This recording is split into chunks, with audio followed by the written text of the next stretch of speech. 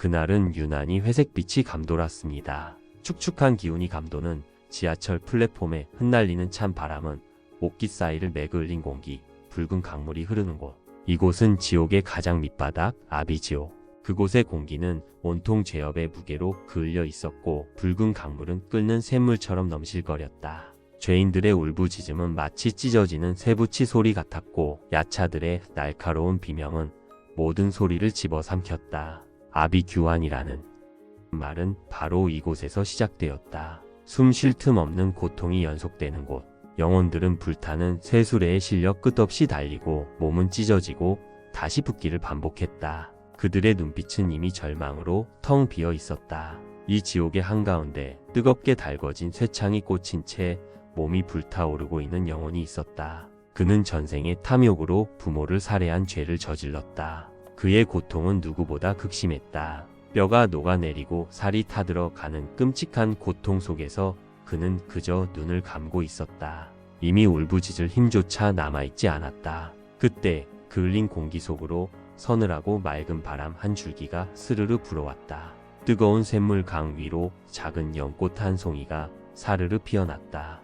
영혼이 고통 속에서 눈을 뜨자 익숙한 비구의 모습이 보였다. 지장보살이었다. 그의 손에는 빛나는 보석 구슬이, 다른 손에는 중생의 길을 밝히는 석장이 들려 있었다. 너의 고통을 내가 짊어지리라. 지장보살은 그을린 영혼의 곁에 무릎을 꿇었다. 그리고 자신의 팔을 뻗어 뜨거운 쇠창에 닿게 했다. 영혼의 몸을 꿰뚫고 있던 쇠창은 지장보살의 손에 닿자마자 차갑게 식어갔다. 불길은 온데간데 없이 사라지고 영혼은 수십 년 만에 처음으로 고통 없는 평화를 느꼈다. 그는 믿을 수 없다는 듯이 지장보살을 올려다보았다. 어찌하여 저 같은 죄인의 고통을 대신 짊어지십니까? 지장보살은 아무 말 없이 고개를 들어 그 영혼의 눈을 깊이 들여다보았다. 그 눈빛에는 어떤 질책도 판단도 없었다. 오직 끝없는 연민과 자비만이 가득했다. 그의 표정은 마치 아들을 바라보는 어머니의 얼굴 같았다. 너의 고통은 곧 나의 고통이기 때문이니라. 너를 외면하면 나의 서원 또한 의미가 없어진다. 지장보살은 쇠창을 빼내 영혼의 몸에 난 구멍을 따뜻하게 쓰다듬었다. 고통이 사라진 그 자리에 새로운 살이 돋아나고 영혼은 눈물을 흘렸다. 죄의 무게 때문에 굳어버렸던 그의 마음이 스르르 녹아내리는 것을 느꼈다. 지장보살은 그렇게 지옥의 가장 깊은 곳, 가장 버림받은 영혼에게 손을 내밀어 희망을 심어주었다. 그가 품은 무한한 자비와 희생은 지옥의 끔찍한 불길마저도 누그러뜨리는 위대한 힘이었다. 지장보살은 지옥의 가장 깊은 곳, 가장 버림받은 영혼에게 손을 내밀었습니다. 그는 그 영혼의 고통을 자신의 고통으로 받아들이며 뜨거운 불길 속에서 대신 고통을 짊어졌습니다. 이 이야기는 종교를 떠나 현대 사회를 살아가는 우리에게 깊은 울림을 줍니다. 우리는 경쟁 사회 속에서 끊임없이 나의 이익과 성공만을 추구하며 살아갑니다. 타인의 고통을 외면하고 때로는 경쟁에서 이기기 위해 남에게 상처를 주기도 합니다. 마치 아비지옥의 영혼처럼 우리는 끝없는 고통의 쳇바퀴 속에서 벗어나지 못하고 있습니다. 하지만 지장보살은 우리에게 묻습니다. 너의 고통은 곧 나의 고통이 될 수 있다. 지장보살은 단순히 지옥의 영혼을 구원하는 존재가 아니라 고통받는 모든 존재의 아픔을 자신의 아픔으로 받아들이는 공감과 연민의 화신입니다. 소외된 이웃에게 손 내밀기. 우리는 우리 주변의 아비지옥을 외면하고 있지 않은가요? 사회적 냉대와 편견 속에서 고통받는 이웃들, 정신적 고통을 홀로 감당하는 사람들.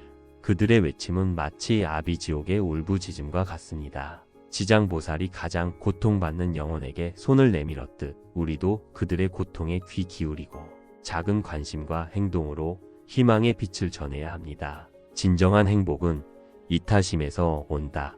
지장보살은 자신의 깨달음을 뒤로하고 중생구제를 선택했습니다. 이는 진정한 행복이 나 자신만을 위한 것이 아니라 남과 함께할 때 비로소 완성된다는 것을 보여줍니다. 지장보살이 영혼의 고통을 대신 짊어졌을 때 그는 비로소 가장 큰 깨달음과 평화를 얻었습니다. 타인을 위한 작은 희생이 우리에게 더 큰 만족과 의미를 가져다 줄 수 있습니다.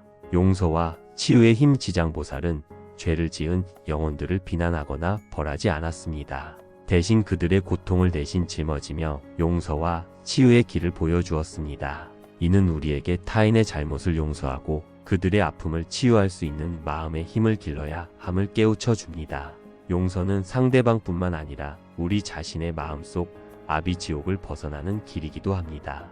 지장보살의 이야기는 우리에게 나라는 좁은 울타리를 넘어 우리라는 넓은 세상으로 시야를 확장하도록 독려합니다. 남의 고통을 외면하지 않고 작은 사랑과 희생으로 따뜻한 세상을 만들어가는 것.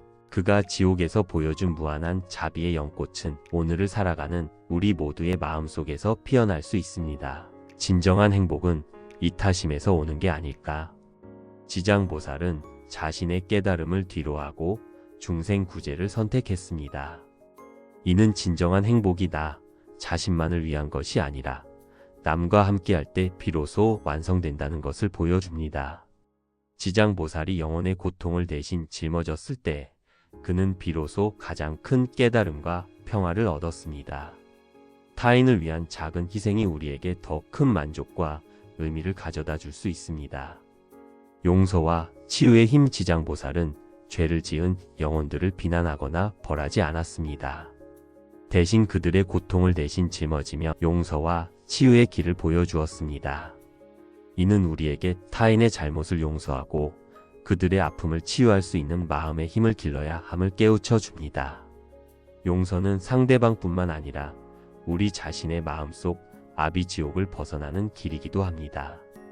이 모든 좋은 기운이 당신과 당신이 사랑하는 모든 이들에게 돌아가기를 바라며 진심으로 회양합니다.